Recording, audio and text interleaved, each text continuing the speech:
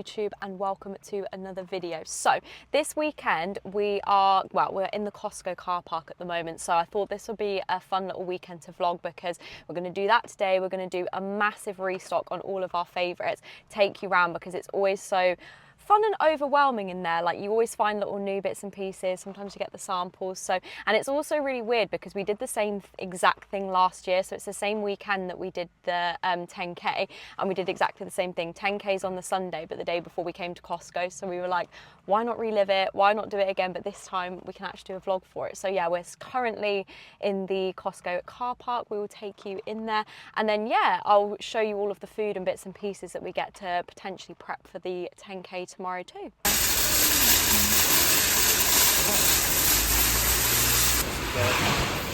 It's a very massive.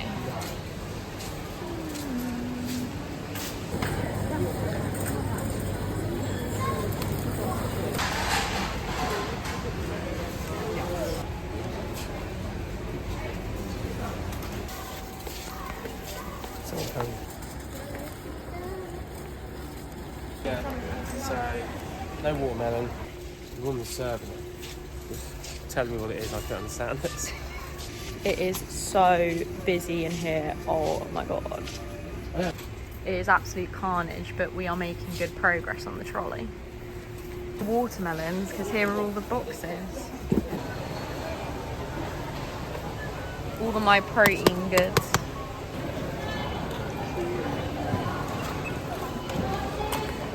What have you gone and done? Lost my Costco card. You bastard. Luckily we have this.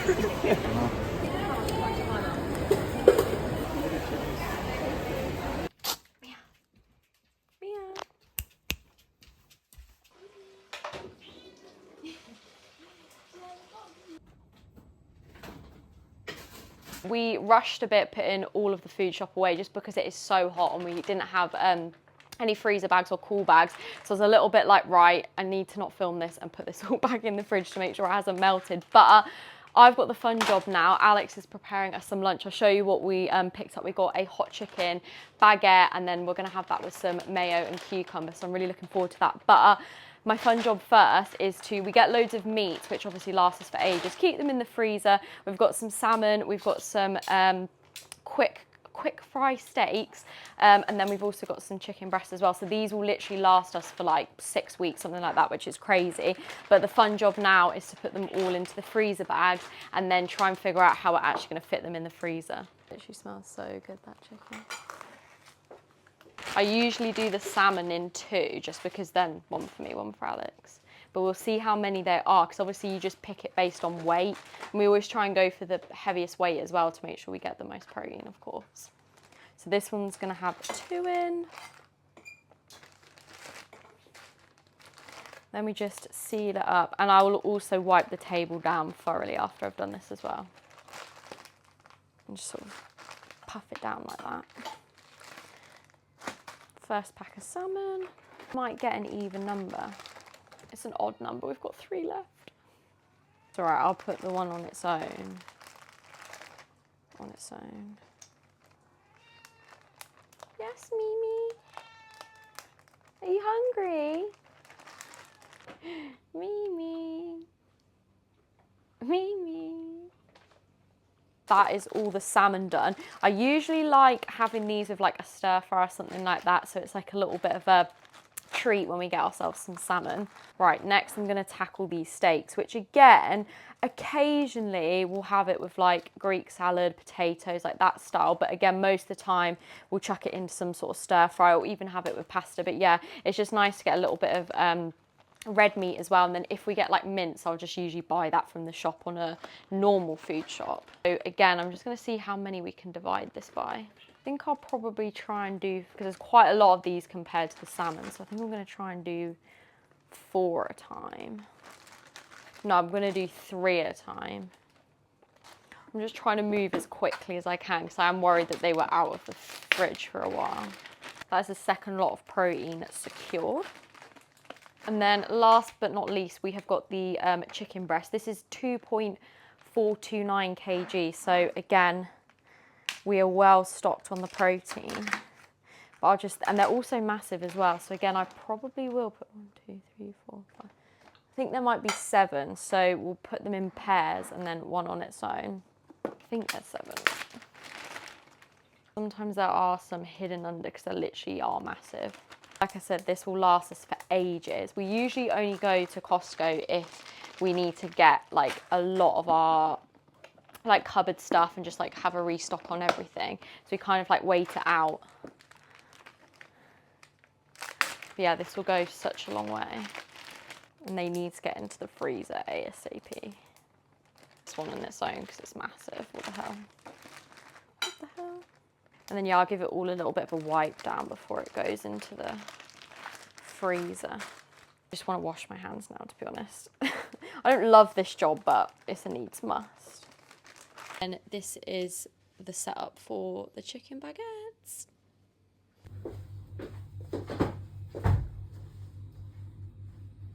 Wait till we get down there. Oh, the heat, the crowds, who needs that? Two bachelors knocking about. Good morning, YouTube. Today is the day we go and attempt a 10K PB. So it is 6:37 now in the morning. So the race starts at 9, but we're going to get there a little bit early. We want to do a little bit of a thorough warm up as well, because I think this time last year I did it. It was my first ever kind of like long distance-y. For me at the time, it was the first time I'd done anything like that. So I did a couple of like little drills and stretches and then we were off. But since the past year and kind of like locking in a little bit more with my running, I know how important that like the warm up is, so that then once you've done that, you can get right on your pace and so on. So feeling a little bit more switched on this year, really, really hoping that it is a PB. Apologies as well that I did not vlog at all after having lunch yesterday, but we pretty much did nothing but kind of like relax. And then we had a little bit of pasta as our last, because it was so, if anyone knows, obviously the UK has had like a massive heat wave this past week. It's looking a little bit cooler today, thank goodness, and obviously this is a morning start, but it's been so warm, which then makes kind of like eating and having like carb heavy, like dense meals a little bit more challenging than like normal. So it was a little bit of a stretch. Like the chicken baguettes went down so well in the sense that they were quite cool and refreshing, but we knew we needed a little bit more later, so we ended up using all of the chicken that we didn't have for that, making a little bit of pasta, making sure we had some electrolytes, getting hydrated. And yeah, that's now taken us till this morning. So I've got up, like say, nice and early to make sure I can hydrate a little bit more, get some more food in. I'm also having another one of my little beetroot shots. If you saw, I can't remember which video it was where I did my little taste test of these. It must have been the Hyrox one, but pretty much we had a whole box of them and we've had a few left over, so we thought, you know what, we'll just get rid of them and then get some new ones, obviously, for when Hyrox comes around again. So I think we've had one on Friday, one on Saturday, because you can take them up to 6 days before, so we're just basically finishing them off. So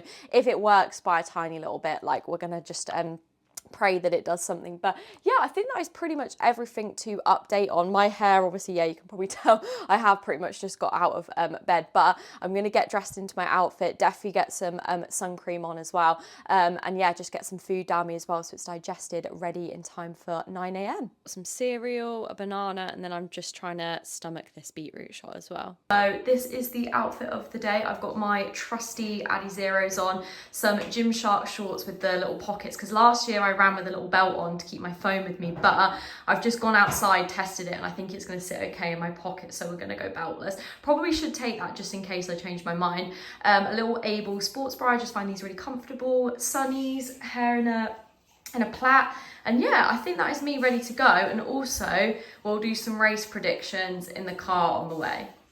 We are just en route to the race now, and because I most likely will not film anything at all because I'm going to be quite locked in, there's no way I'm going to be able to get my phone out when I'm running, I thought on our way we'd do a little bit of a race prediction. So last year when we did this exact same course, this exact same run, I got 52, I want to say 52.04, so it was like very close to 51, but again, it was pretty much off like no training. We just signed up, like it was to mark the start of us getting into Hyrox and so on. So I'm really, really hoping today that I can go sub 50, because I've done a whole year now worth of kind of running training, building up my endurance.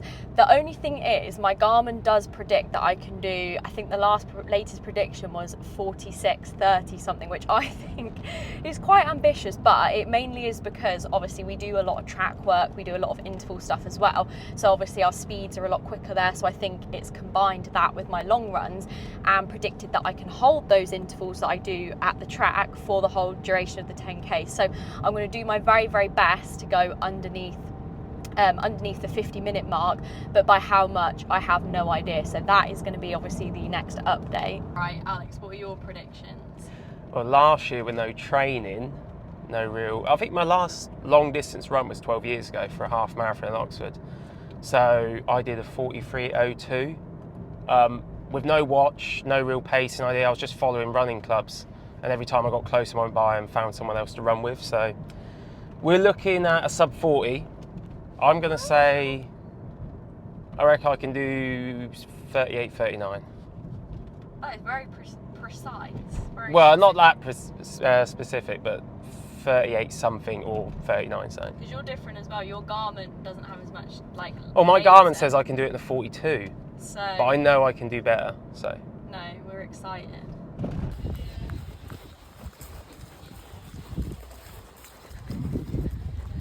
Right, we're just doing our warm up now, but it's a bit of a shambles because apparently the numbers didn't turn up. We're stuck in London. Which means no one's going to get a chip time, we're only going to get a gun time.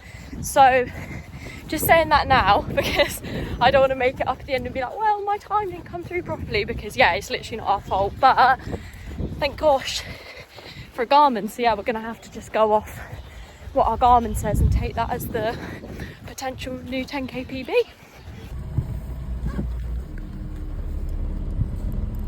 We did it, Tame 10k 2026. So I think I mentioned in the previous clip we had to go off gun time. The numbers never made it, which is quite bad to be honest, because you know that's what you kind of pay for. But anyway, otherwise I could have just done a normal 10k out on the road. But instead of getting little what's it called, like the numbers with our names on chip time, we had to just get our numbers written on here, which it is what it is. And then as we came through the line, we obviously just had to stand in order, and we can obviously go off what our watches and our Strava say, but we will also get an official gun time. But obviously if you're at the back, because if you've done a 10k race before or any race like that, you kind of group yourself at the start depending on what time you're roughly going to get. So I put myself where I should have been, Alex put himself, so he was already going to be like ahead, like gun time wise, than me, because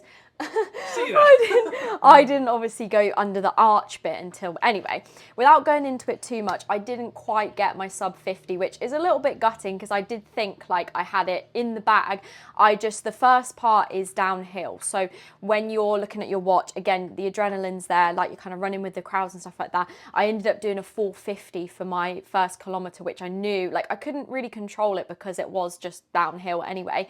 And I just knew I was in trouble because for me personally, when I go out too hot, that's when I know heart rate spikes and then I just kind of suffer a little bit. And without making excuses, I just felt like I had like a bit of a stitch brewing, and I tend to struggle with these. It's definitely not fueling, it's definitely not kind of like the eating side of things. It is literally just when I push myself, like say heart rate elevates, hi Mimi. Just a quick one. Mimi always reminds me of the Tame 10K because we got her a year ago. It was the weekend before. I think we'd had her a week and we disappeared off, obviously, and we left her. So she always reminds me, like she's growing up so fast, but she always reminds me of the 10k. You'll hear her in the background. But as I was saying, I think the stitches come on for me a little bit more when I'm pushing myself more than sometimes what my body can cope with. So anyway, saw this 4:50 and it was humid. I was really grateful for the weather because obviously it's not been like 30 plus degrees. Like it was definitely humid, but it was just one of those things where I looked at my watch, I saw a 4:50 for the first kilometre and I was like, oh, I'm in trouble here. And there was just not an ounce of me. Like I really wanted to be able to kind of hold that sort of like 4:50, 4:55, and I just kept trickling over into that sort of like 5 minute. And it was between 5 minutes and 5:05, which I thought I banked myself 10 seconds at the start, but then it just it started to go a little bit downhill from there. But I can't complain because it was a PB. I got 52 something last year, and I don't think I actually said the time. I got 50. 50:48, that's what we're going to take as the time, because we're not actually going to get a proper official chip time. So comes up on Strava as a PB, which is the main thing. And yeah, it was an improvement from last year. And I think what it highlights for me is, because of the style of training that I mainly do, which is obviously high rocks days, like that's kind of why I've picked up the running and got into that as much as I can. Intervals, track stuff, like the paces are there. It's just then translating that into something as long as a 10K, because it's all well and good, like you say, doing 1K intervals or holding your pace for like 3 minutes at a time and then maybe covering like 5-6K at a push. When you've then got to like expand that for a whole sort of, 10K, and then you're expected to like negative split that and pick it up towards the back end of it, you're then in a position, like if the aerobic capacity is not there and that fitness isn't there, you're then going to kind of struggle. So it's definitely great for me in the sense that I've got PB, I've kind of like reviewed it and analysed it. I can see where I'm like still lacking, where I need to work, and that's just what fuels you. Like that will fuel me. Like I feel like this season I've had high rocks wise and running wise, I've not quite got the times that like my training has sort of suggested or how I felt I can do. So all that's going to do now is make me want to work harder and make me want to get those things. And I think it was again a reminder that nothing's given, like nothing's handed on a plate, everything is hard work, and you sometimes need to get humbled. Like if you were to just get it straight away, what are you then going to work towards? You're going to have nothing to train, nothing's going to motivate you. So now I'm officially fired up to make sure we get as close as we can to that sub 60 mixed doubles high rocks. And now my new goal obviously for my 10K is to make sure I break the 50 minutes. So yeah, I think I did mention it was 50:48, so could have been, like you say, I would have been gutted if I'd gone backwards from last year, because obviously I have tried to like improve obviously my running, but I think it is just for me, like the speed is there through the track stuff that we do. It's just that aerobic like base that I need to forever continue. So give me another whole year, I'm planning on doing the cross country season for my run group as well, and just like you say, keep going with obviously like say easy bikes, easy runs, blended in obviously with the higher intensity stuff. Give me 1 year and I'll make sure I, like you say, get the high rocks time I want. And again, hopefully I can look back at this video and be like, oh, do you remember when you did the 2026 one and you were a little bit gutted, and now, like you say, you've smashed that. That's why I'm documenting it as well, and that's why I want to be able to look back on this and look at where I was. And like I say, I've got to give myself credit, like that's where the fitness is now. I couldn't have done any more. Alex will vouch for me, I finished and I was not in a good, I was not in a good way, and I'm pleased as well because the uphill is uphill to the finish. And I remember really suffering last time, like my stomach was cramping. It said 400 meters to go and I was like, this feels like longer. Yeah, and you just want to give up like that, and you just think, well, I've done 9K, like how can I give up now? So anyway, I felt better this time that I powered through that bit and just pushed through. So there's definitely like pros that I can take from it. But I want to hand the mic over, because I was a bit annoyed with myself. I didn't, for the Athex vlog I just did, I barely got, obviously because it's annoying, you've got to attach the microphone. So anyway, it was a bit of a hassle, so the audio wasn't as good. So I'm now going to hand over the mic, and Alex can give you a little bit of a debrief on his, because he did get his time. He did go I was going to say sub 50 then, that was my goal. He did go sub 40, so I want him to him to share. If you take the mic. Well, goal was sub 40, we got it. 39:15, which was actual, like, it's just full on pain cave. That was tough. Conditions, I reckon you've got a sub 50. Flat course. The elevation on this course is insane. It was hot, but it was also very windy. Headwind on like the last 4K of going up and down hill was not easy. Yeah, but I'm happy. I'm not making excuses. I reckon I can do a little bit better. If I have a flat course for a 10K, I reckon I could do a bit better. But yeah, personal best on a 5K and a 10K in it. Felt like death at the end. But yeah, not having a chip time's a bit of a pain, but... Well, I just remember the first thing I wanted to do when I crossed the line, grabbed a little drink, and I looked at you and I said, did you do it? Did you do it? Because I knew I hadn't, and I was like, come on, at least hopefully you've done it as well. We did I was so happy. But yeah, no, I do think the sub 50's there. It's just like, if you pick a course with elevation, you've got some hills, and then it goes back down again. It does then skew you, because you think you're making time on the downhill, but it's just as hard when you're sort of going up. The plan was to use the downhills to bank some time you can use on the uphill, but it didn't work like that.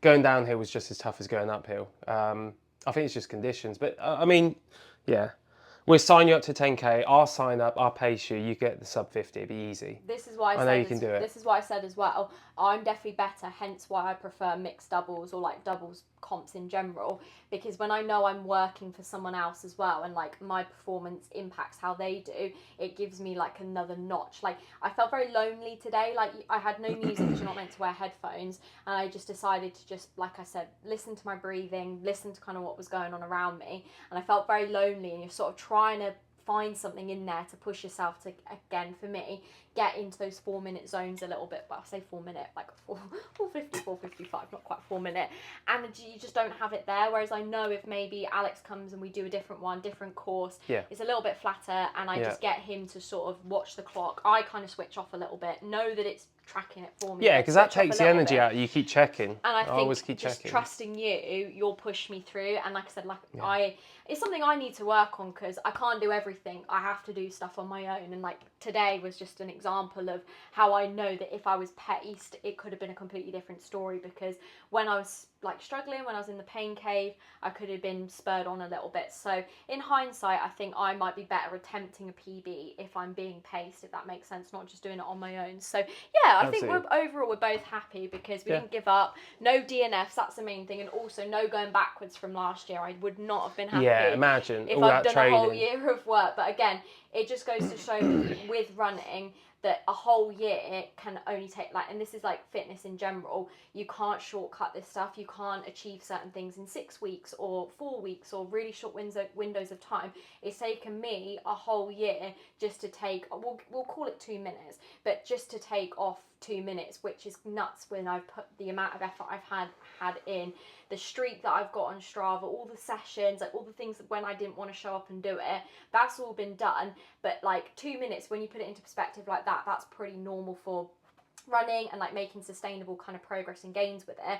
But all of that work just to take off, like in a year, just take off 2 minutes, I think sometimes people aren't prepared to like lock in and sort of accept that. So I think running has definitely opened my eyes up to how humbling it is to make progress, and you can't rush getting fitter, you can't rush getting stronger, you can't rush building a physique or whatever it is you're doing. Oh yeah, thanks so much. You have to literally, like you say, accept that it is, you're gonna be in it for the long run, and you've got to enjoy the process of it. And thankfully, because we get to do a lot of training together, I love it. Like I question it in the moments when I'm doing the runs. Like I was, like I say, in the pain cave quite a lot today, but because we love it, we love training together, we love pushing each other, the results are just like, it's actually what you're learning through, like say, showing up and doing all of that hard stuff. So for me, I have no doubts that I'll come back and get these times that I'm looking for, because I actually do enjoy the process. I love the day to day. I love, showing up, pushing myself, getting the hard sessions done, getting the recovery in. Like for me, I do just love it. So I know I have no doubts that I'll be able to lock in and get these times.